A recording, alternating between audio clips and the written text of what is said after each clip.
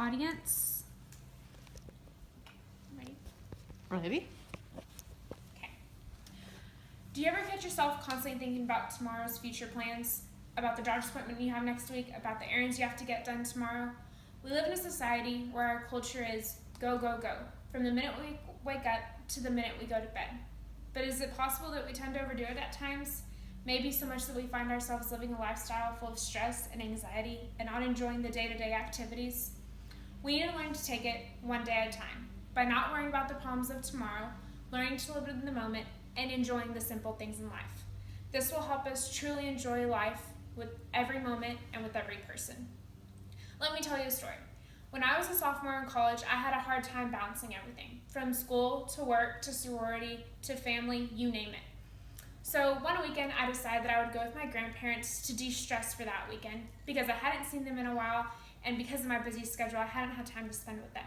When I called my grandparents, they were overjoyed that I was coming, and my grandma was already planning what to cook for dinner that night. I called my grandparents Mama and Papa. Mama and Papa were there for every high school basketball game. They always gave me money, even on the simplest holidays, Groundhog Day included. And they were my number one supporters in everything that I did. So needless to say, they're very important people to me, and I have always taken their advice and their wisdom very seriously. Here's what happened next. I woke up Saturday morning at their house, and the to-do list that I had was already racing through my head. I was thinking about that paper I had to write, those books I had to return, the presents I needed to get for my mom for Mother's Day. It was an endless list of things that kept on going. So I went downstairs, and I started to work on some homework that I had. My grandma came in after a couple hours, and she saw how upset and anxious I was. And she sat down and already knew what was wrong. She told me, "Baby, you need to learn to take one day at a time. Heck, you don't know if the good Lord Jesus will show up tomorrow, and you're sitting here worrying about next week's issues. Let him take care of the future's problems, and you worry about today.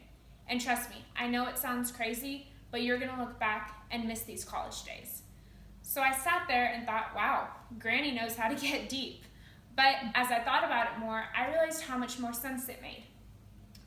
When I think of this experience, I'm reminded to take one day at a time and enjoy it, even if at that moment it seems really difficult. This aphorism has helped me learn a very important and valuable lesson that I have learned throughout my whole college career. Take one day at a time. Not two, not three, just one. It doesn't mean that I'm going to live a stress-free life 24/7, but it does mean that I have the ability to enjoy every single moment to the fullest without worrying about anything else. One goal that I hope to attain with this aphorism is to be fully engaged in each moment that life presents to me, because I know I will never get that time back with those same people in that same place at that same moment. In conclusion, we all need to learn to take one day at a time by not worrying about tomorrow's issues, learning to live in the moment, and enjoying the simple things that life presents to us.